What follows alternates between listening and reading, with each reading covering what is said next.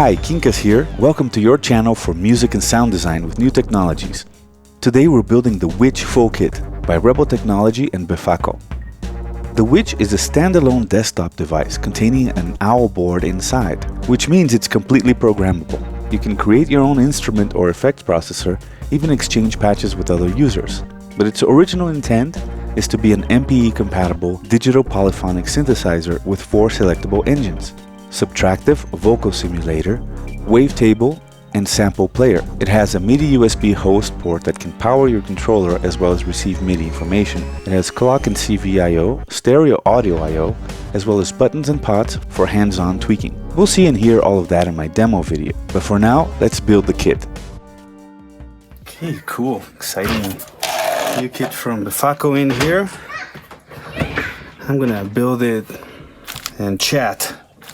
We get 3 boards, and yeah, this one, the Rebel Technology Owl board, comes with everything pre-soldered, which is a good thing because look at how tiny those pitches are. Get the little box here because it's going to be housed like a pedal, but without a pedal, so more like a desktop unit. These look to be the mechanical screws for the box. You get a nice chunky USB cable with red tips, fitting of the Befaco name. The instructions, these are the instruction manual assembly guide, which I will follow closely, but we'll have it off camera. Then we have the usual bag A, bag B setup here. A couple of integrated circuits. Keep those off too. Here are some knobs and more screws. Here are the jacks and their nuts, and that's everything. So let's get started as usual. We'll start with the resistors and diodes, and Befaco doesn't label them, so we'll start by labeling them so it's easy to get started. So let's just sort of organize everything here on the area, the work area.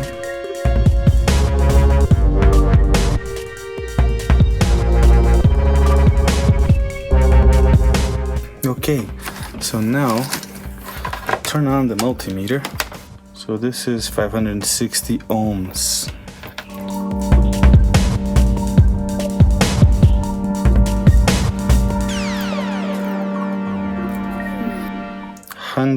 Ohm. These are 100 ohm resistors, not to be confused with 100K, 99K. So that's probably 100K, right?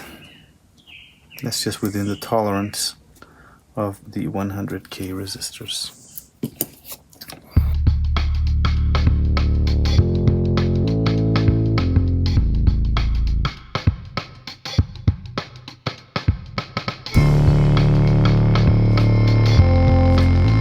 And this is a diode. So yeah, open bag A, and yeah, we strongly recommend to measure resistors with multimeter. Color code might be hard to read with a blue background. Indeed. So let's start with the 100 ohms resistors.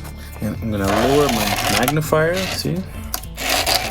Magnifier, even if you have good eyes, you should use a magnifier. So it tricks your brain into thinking that the board is much bigger than it is, and suddenly your hands are much more precise, much less trembly. So we'll start with R9.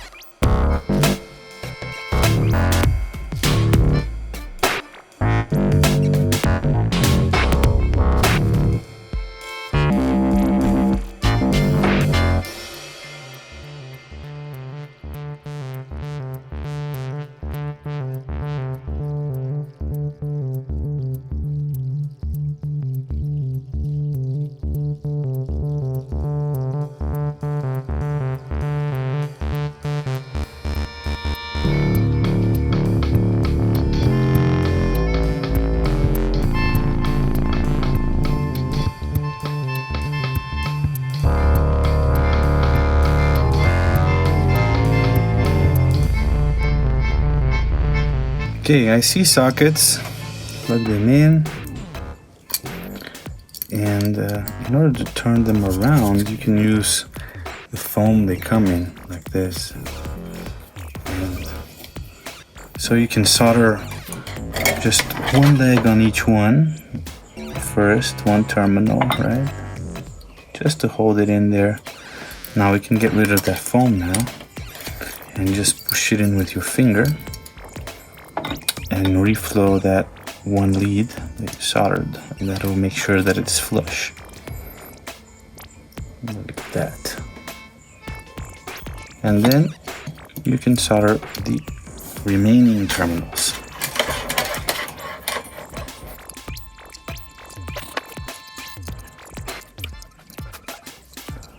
There we go. Those are the IC sockets. Now let's move on to the capacitors. So looking at the manual here, there are 7 100N capacitors. Pretty sure I know which ones they are. It's these guys right here. So if they say 104 when I check with the magnifier, that's what they are. In fact, I don't need a magnifier. Check it out, I can see it. So let's plug these in first.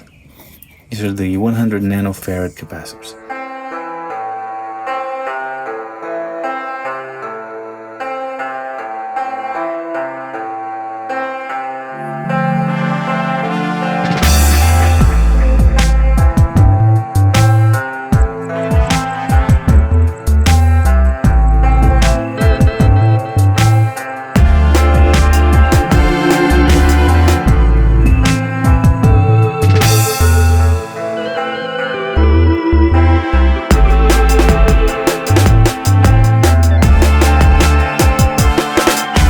Okay, these guys, the electrolytics, see how they're open? The legs are open. They don't really fit like that on the board. So what I do is I straighten them out like that, and then like that. See, gotta do that to all of them. They fit. And yeah, make sure you find the correct polarity. White is negative and the plus sign is positive. So there we go. White lines up with the line on the capacitor.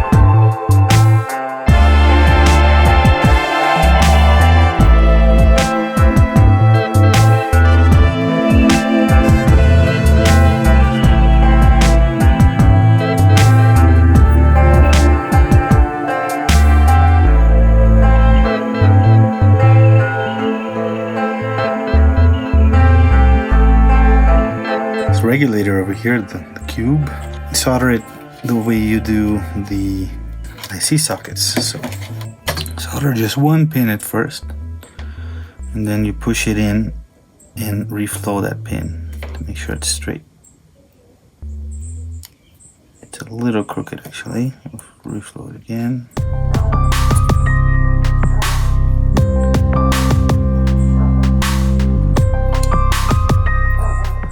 There you go, that's better. Now we can solder the other pins. Now, apparently there's another regulator. No, transistors rather. And I don't see any transistor spots here. Actually, I think this board is done except for the headers. So let's go to the other one. And here are my transistors. I'm just gonna cut them right off, and they go where you see these triple components here, and on the silk screen you see the indication of the polarity. So there's a rounded side and a flat side. Just make sure they line up with the silk screen.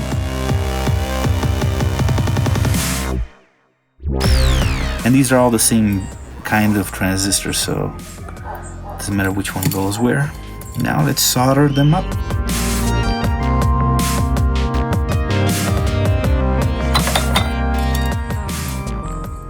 I always feel the leads with my fingers, and if none are loose, that means I've soldered them all. Sometimes you can't really see very well, you miss one, and then it'll be wobbly. Plugging in the ICs now. So usually fresh ICs, they come a little spread out, so you need to gently push them towards your desk, into your desk, and then they can slip right into the socket. And make sure that it's correctly oriented. So you should have already oriented your socket correctly, right? So where the notch is on the board is where the notch is on the socket. Headers, okay. So let's open up that button.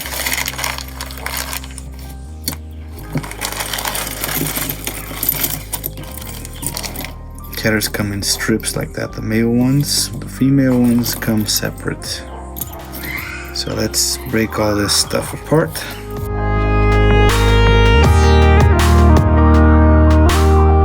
So now everything is more or less organized. We can start with the female pin headers. So they go on the control PCB on the silkscreen side, which is here. See, the silkscreen is on the opposite side of all the other ones in this board. So what we'll do is we'll solder one at a time, because placing them all at once is going to be a nightmare. So we'll just solder a single pin on this one, and so on. We'll do the same to all of them. Then we'll line them up.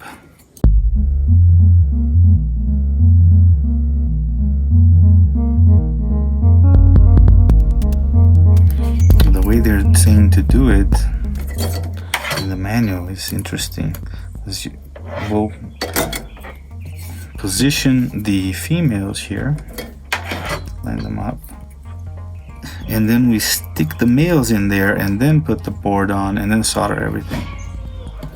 So that ensures that they will line up.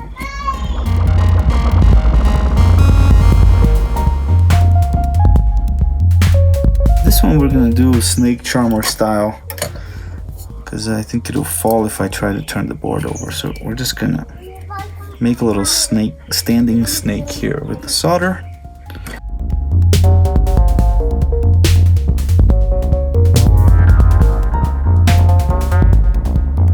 So they're all held on there by just one pin each, right? Which is enough for right now. Now we're gonna start placing the males.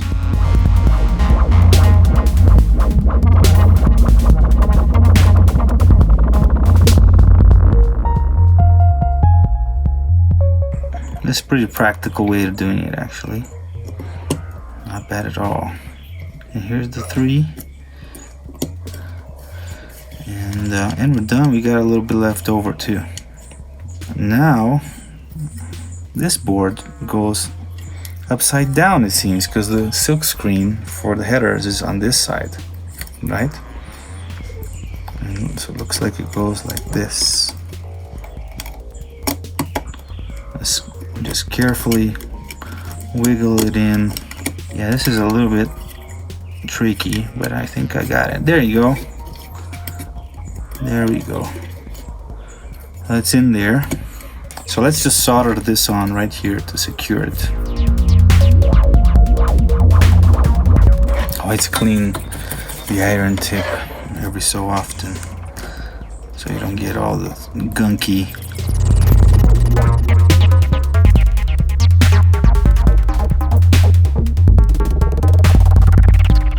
Now this one has to go like this, and there it is. We'll solder this one on too.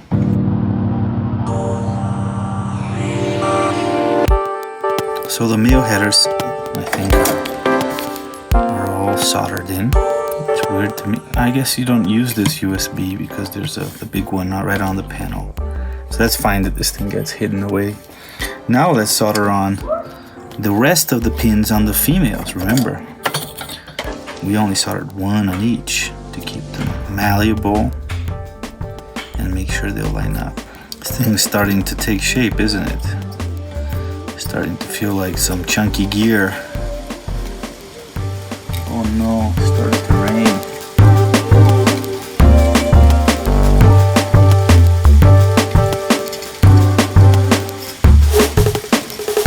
I think we're approaching the end of this build, because now it's pretty much just going to be panel components, hardware stuff, jacks, buttons, pots, and so on.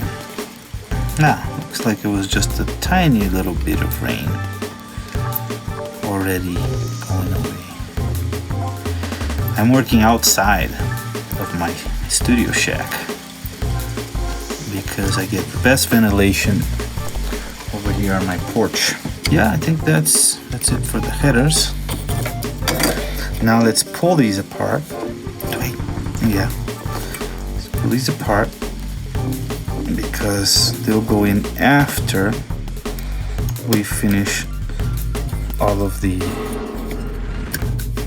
hardware components. So here's our owl board. Here's this little daughter board with the part of the circuit. And what does the manual say? Place everything on the panel. Next are the mini jacks. So remembering that there are two stereo ones, they're the green ones. They go on where it says stereo on the board, which are the top ones. Right?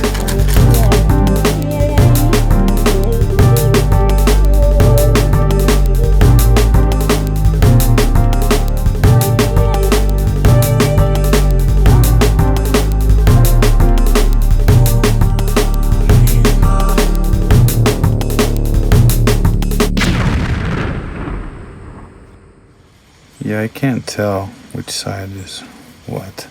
So we'll wait on these for now. And we'll just put in the pots. Are the pots all the same value? Yeah, there are 5 10K linear pots. So I don't have to worry which goes where. They all just go wherever.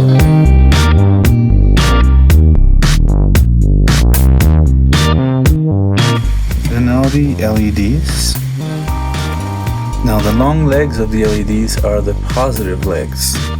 Flat side in the silk screen is the negative. So the rounded side takes the long leg.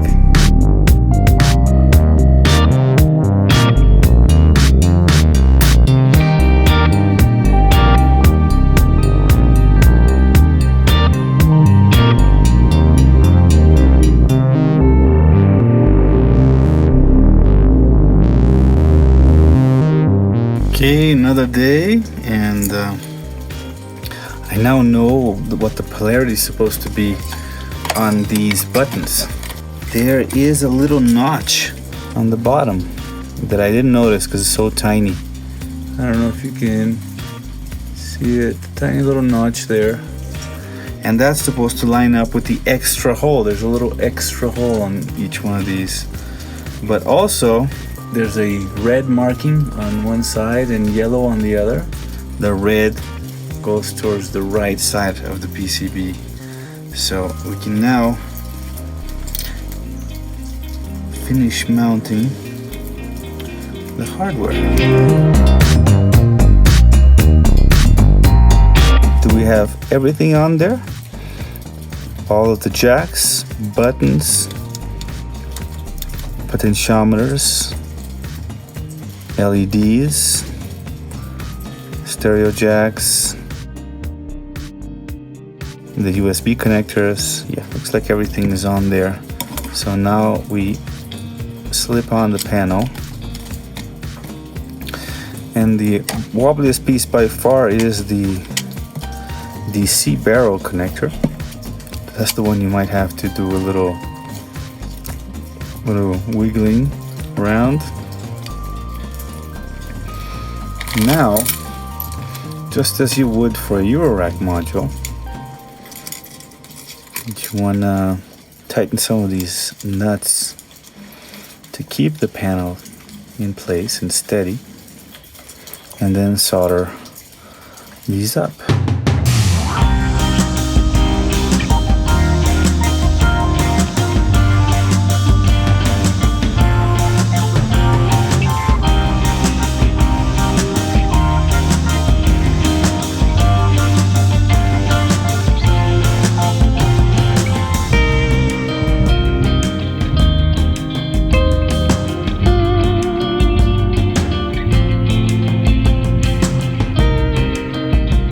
I'm just going to turn it around and line up those LEDs.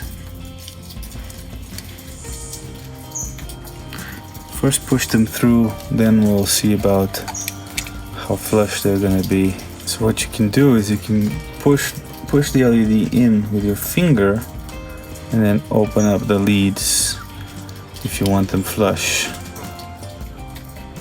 That seems to work.